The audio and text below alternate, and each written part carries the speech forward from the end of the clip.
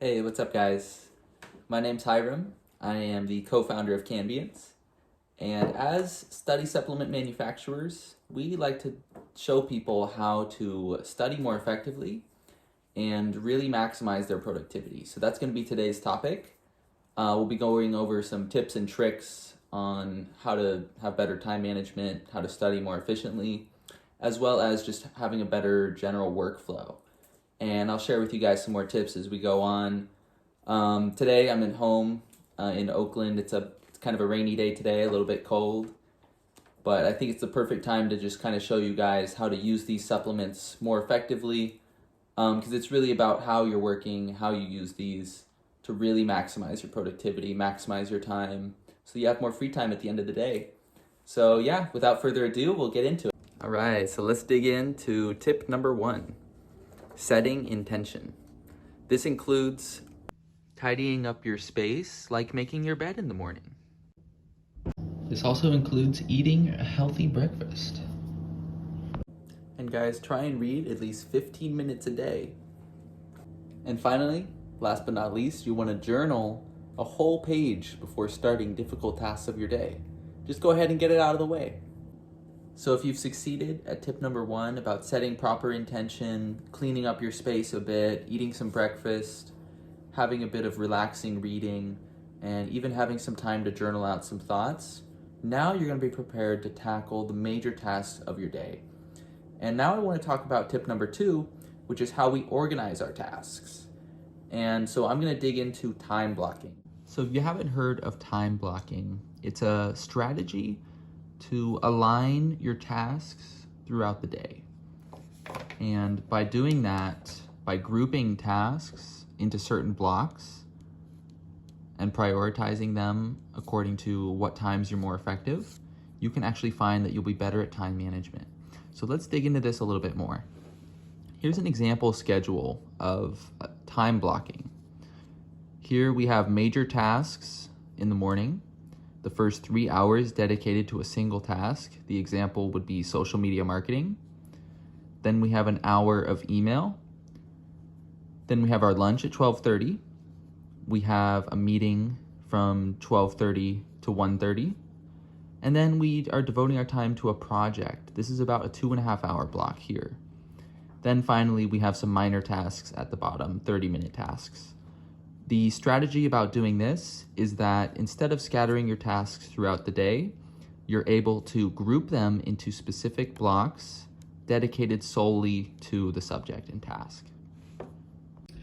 Now, another strategy for time blocking, or basically another situation with time blocking, is when you have a more rigid schedule.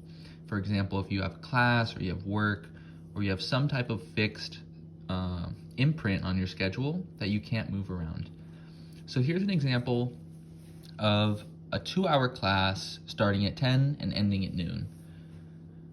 Now, to time block your schedule effectively, you really want to have these dialed in a day before. So here, you already have this 2-hour period of class.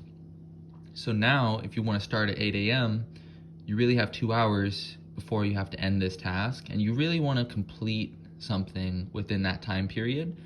So for example, if you have an hour-and-a-half project, you don't want to put that in your morning for a 2-hour gap. Then you'll be left with 30 minutes of nothing to do. And if that's fine with you, or you can squeeze in another 30-minute task, that works great. But you really want to fit things in nicely. So you want to have your tasks set, not just set to your schedule. You want to have intention, right? Your email prep, this would take 2 hours regardless if you had a 2-hour window for it. So you're not really trying to fit things in, but you're trying to have your tasks and then put them in like a puzzle piece. So hopefully you've learned a little bit more about time blocking and how that can work with you specifically and help you better manage your time and be more effective with the time that you have. Now we're going to move on to subject number 3, which is a little bit like time blocking, but on a smaller time scale. So this is a strategy where you'll study for 30 minutes and then reward yourself with a 5-minute break. And we're going to dive into how to take these effective breaks and use this strategy to maximize your productivity. For our final strategy, it's really pretty straightforward. You work for 30 minutes, then you reward yourself with a 5-minute break. And this rewarding yourself with a break is what we're going to talk about, because these breaks kind of need to be particular. And I'll talk about what I mean about that.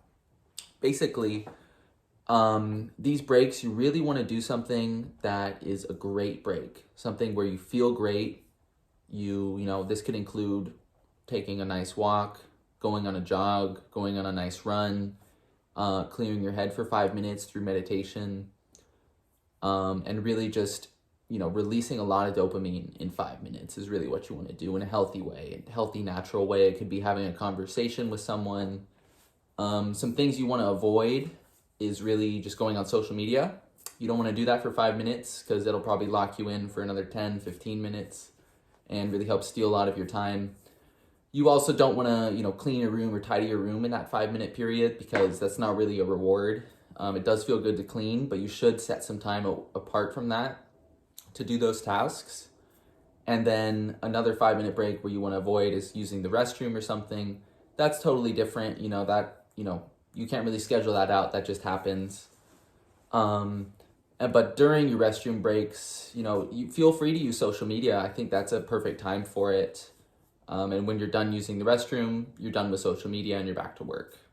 All right, guys, so that's my 3 tips: setting intention, time blocking, and then 30 minutes of work, 5-minute break. If you can use those tips to strategize your schedule, you'll find that you're really maximizing the time that you have and getting a lot of stuff done. And that's really great. And I want to talk a little bit more about the gummies as well, because these are a great tool to use with these 3 strategies, right? Setting your intention. By taking the gummies, you're telling your body, hey, I am going to be doing work. I'm going to be productive. I will not be distracted, and I will get a lot of stuff done. So rewarding your body with this. And then also looking at your time blocking, right? If you see that you have a 2-hour period of, a task where you need intense focus, that's perfect for the gummies, right? Take these 30 minutes before you're going to start that task so that you're in that cognitive flow already. And then with the final task of 30 minutes of work, 5-minute break, that works with anything, basically. I hope that can really help you guys out. And let us know on Instagram if you guys want to order some of the gummies. We're always open to that. DM us, and have a good one, guys. Thanks so much.